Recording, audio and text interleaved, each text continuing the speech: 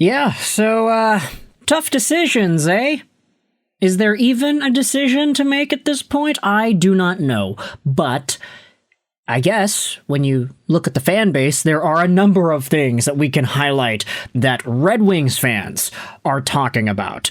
So, as we spoke about in the previous video, the last video on the channel was talking about Montreal and Vancouver. It was talking about the game last night between Montreal and Boston. Well, the Detroit Red Wings had themselves a game last night as well. Here it is. You can't see that. Let's put that on the screen here. Here it is.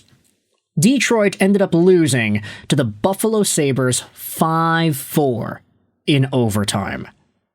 And the thing that you might notice right away when you look at the numbers, hey, guess what? The Sabres scored 5 goals on 27 shots against. So that automatically means that John Gibson had an .815 save percentage in 60 minutes and 30 seconds of time on ice.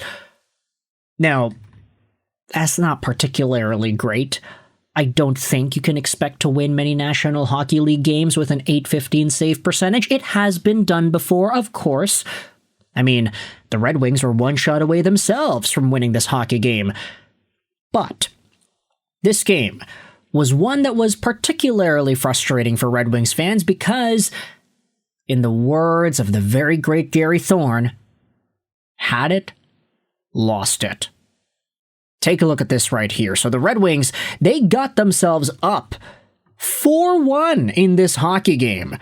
Patrick Kane scores his 3rd goal of the season, 1-0 Detroit. Alex Tuch ties things up 1-1 at the end of the first.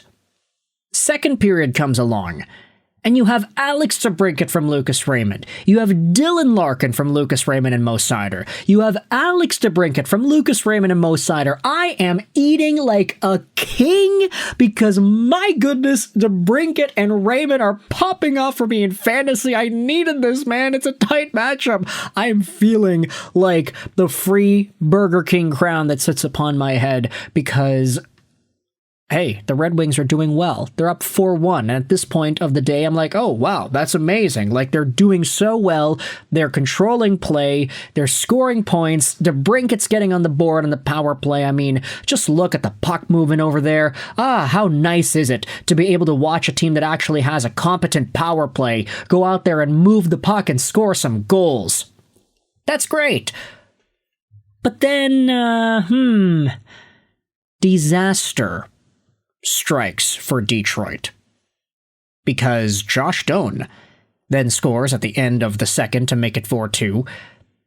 Then Tage Thompson scores at the start of the third to make it 4-3. And 5 minutes left, you have Ryan McLeod, who ties the game up 4-4 short-handed. You talk about the power play doing well. Well, you can't be turning the puck over like this. Mo Seider, you got stripped.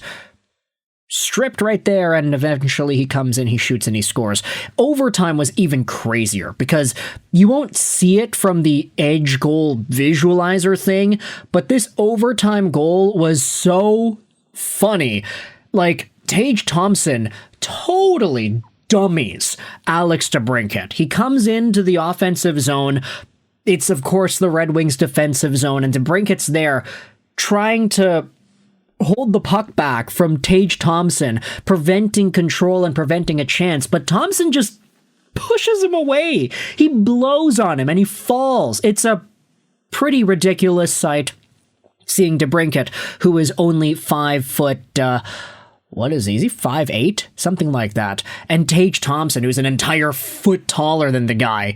And let's see if we can replay the thing over here, but you can see Tage Thompson. He picks up the pass in the middle. He comes in on DeBrincat, and then he just shoves DeBrincat away before doing a really nice, beautiful backhand soft spin pass to Matthias Samuelsson, who walks in and fires it on John Gibson.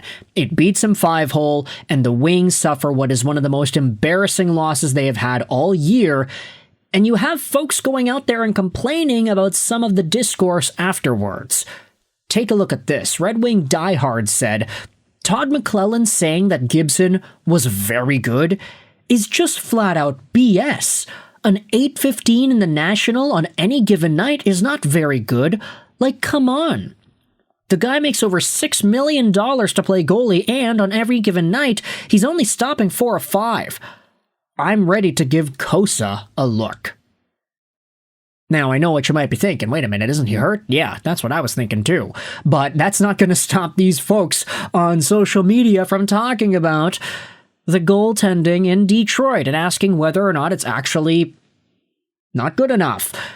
We just made a video yesterday about Cam Talbot. If the Red Wings fall out of favor and they don't get themselves a playoff berth, could Cam Talbot get traded? Okay, we're talking about Red Wings goaltending not being good. Well, now we're talking about other guys potentially getting traded. It's all over the place in terms of the coverage of this team. But let's go out there and read one of the top replies. This ain't on Gibson, Thor Odinson said. He's literally being hung out to dry. Gibson made some real big saves in this game. The team's piss-poor coverage and constant turnovers are leading to those goals. It's brutal.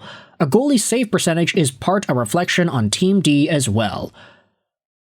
And then Red Wings diehard says, I'm literally asking for one big save in the third period from the $6 million goalie, man. Which I can honestly say that's pretty fair. You're paying him a decent amount of money. You would expect him to make at least one game-saving save a game. But John Gibson has not been able to do that so far. It all boils down to that PDO conversation. It just doesn't go away. The idea that the Red Wings goaltending has been subpar, despite the fact that they have been getting results. And even in this game, they got a point. So it's not the worst it could have been. But of course, we're not going to say that blowing a 4-1 lead is a good thing. Let's go out there and read this. You listened to Todd break down the lapses in the game, and you still came to this conclusion that Gibson was the problem? Give me a break.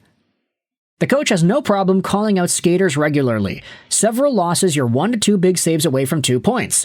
But let's keep giving a pass to the guy who makes $6 million a year to stop pucks, and whom everyone told me would finally solve the goaltending issues, even though he has been very underwhelming. Now, if we dive into John Gibson and his overall profile, we will see that, yes, he has had a pretty rough go this season, .875 save percentage and a .331 goals against. That's not good. That's not starter territory. That's not number one goalie territory. I mean, John Gibson, the last over 900 game he had was the Vegas game. 971, 33 saves on 34 shots against. Of course, the Red Wings lost that one 1-0. But all these other games after, 7-8-9 against Chicago, 8-8-2 against the Anaheim Ducks, 8-15 against the Sabres. Yes, it's true, Gibson is getting some wins, but he hasn't fully taken over like he did last year. Last year, he had a .912 save percentage in 29 games. Sure, that happened primarily because he was injured and he was in and out of the lineup so often that he never really got a chance to get fatigued. But when he was playing, he was generally good. And so John Gibson, tough go, but he went out there and played for a Red Wings team that let him down defensively and was not able to hold on to the lead. Not because the goaltending was subpar, but because they just choked it away. The team choked it away. And now you look at some of the discourse about how this went down. I mean, a lot of Red Wings fans are super pissed off in the subreddit. You read the post-game thread. 4-1 is the most dangerous lead in hockey. I do not envy Todd McClellan. Can't do anything but laugh. Imagine if Rasmussen or Soderblom was half the player Tage is. At least they got a point. Yesterday someone commented Gibson can't track pucks and looks down at every shot, and now I can't unsee that. It is embarrassing, it says. The team always finds new ways to disappoint me. Look, this commenter is going out there and posting a picture of Sebastian Cossa. I want you to let me know your thoughts in the comment section below. Is that the solution here? Is Sebastian Cossa the way to go for Detroit at this point? Do you believe in the goaltending to carry the team? And do you think it is a big issue at this stage? Or is it more so a reflection of the negatives of the team in front of the goaltenders that leads to these results? Let me know your thoughts in the comment section below. I hope you enjoyed this video. And bye.